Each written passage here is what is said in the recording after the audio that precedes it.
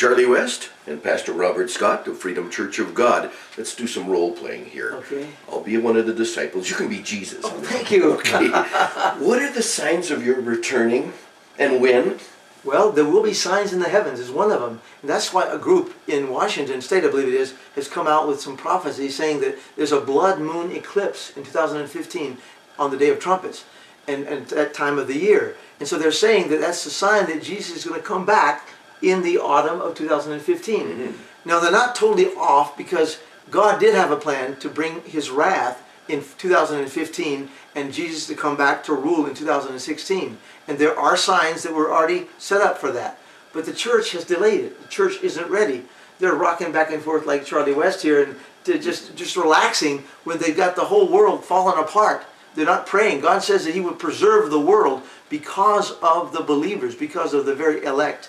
And the elect have to be doing their job. Yeah. That's why we don't know when the time is coming. We know there will be signs, and there will be signs in 2015, 16, and all the rest.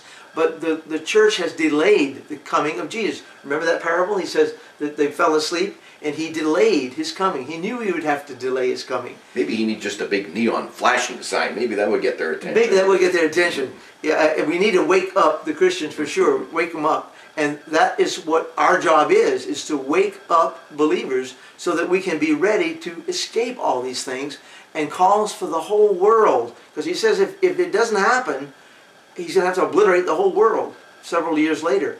But God doesn't want to do that. He's love. And He's going to rise up a group who will be close to Him, who will know the signs, but will not mistake them. He will understand that there's been a delay, and yes, there will be heavenly signs, but there won't be, Jesus will not be coming back in 2015. He'll be coming back several years later. We don't know when, but it depends on the church. It depends on you and me.